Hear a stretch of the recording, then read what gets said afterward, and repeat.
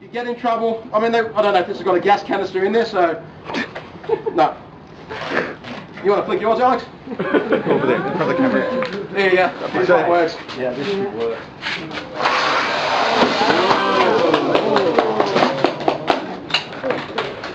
Now, as you can see, it keeps you afloat forward rather than back. Okay?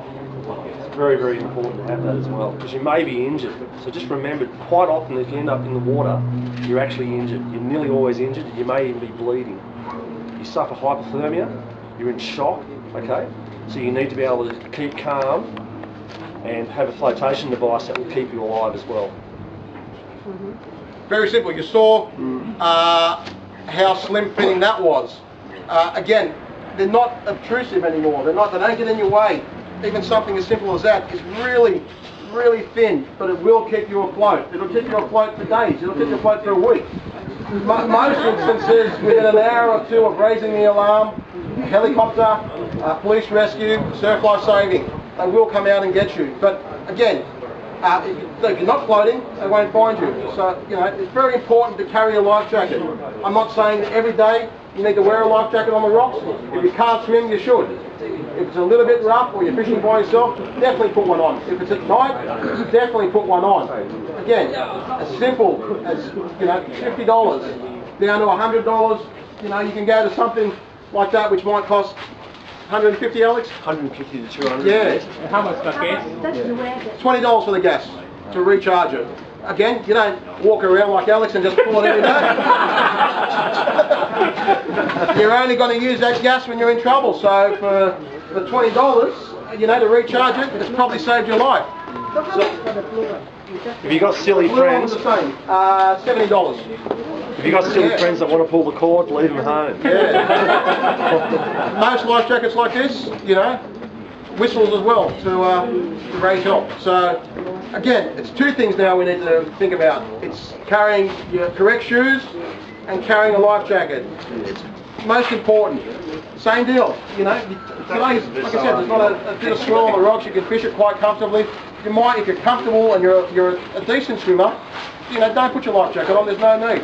But if you're fishing by yourself, fishing at night, and it's a little bit rougher than this, definitely put your life jacket on.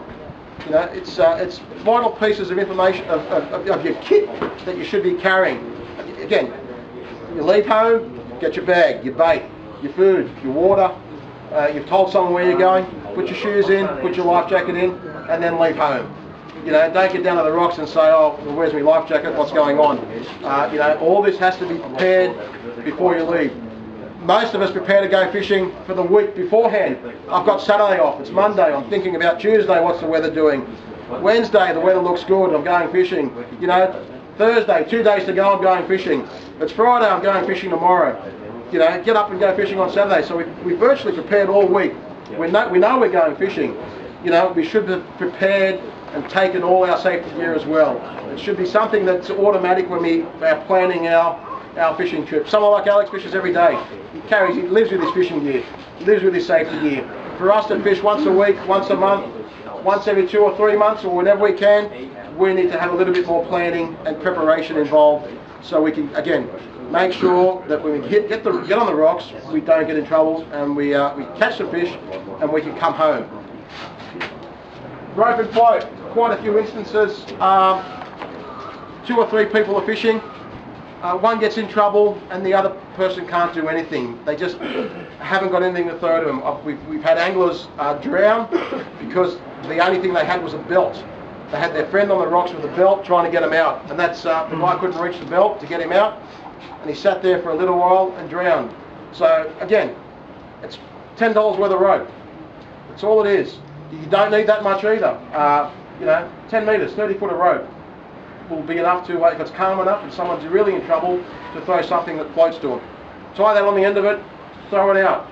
Again, even that'll keep someone afloat. Even if you throw that to someone, they put under their jumper or hold on to it, it'll be enough to keep you afloat. A soccer ball, a football will keep you afloat out there. So they're the things that you guys need to carry.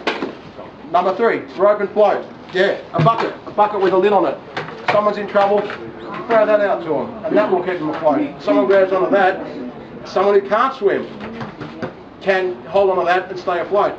You know, everyone takes a bucket out on the rocks, and we all take buckets like that, don't we? Yeah. You know, maybe we should think about taking a bucket with a lid. They all come with lids, or go find a lid. You know, and make sure your bucket has got a lid. Something like that. Again, if we've forgotten everything, and we've forgotten our life jacket at home, we've forgotten our rope and float at home, you know, let's start, you know, kidding ourselves out with things that can rescue our fellow anglers. And it might not necessarily be your friend or your mate. It could be the guy fishing down the end of the rock down there who gets washed in, someone you've never met before in your life. But yeah, sure, you can go now and you've got something to go assist him and keep him afloat until help can come.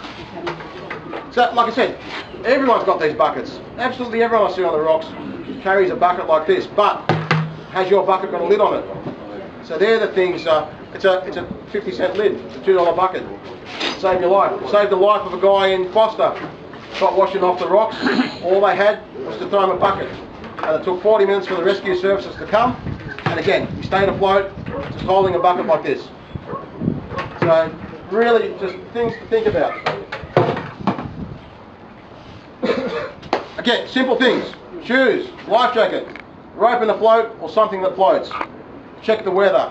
Apart from that, there is no other safety tips we can tell you guys. It is really common sense. You also need to be familiar with your rock fishing spot. Today out here is really calm, and this might be the only fishing spot you've got. But, you know, next week could be 2 meters of sea. Have you got somewhere else to go to? Are all your spots like this? Have you got alternative spots? You know, can you go somewhere again? Just over the hill here's Pittwater. Another 15-minute drive that way. You can be fishing off a wharf, off a jetty, off the beach, off Barrenjoey Headland as well. That's protected. You don't necessarily need to go home.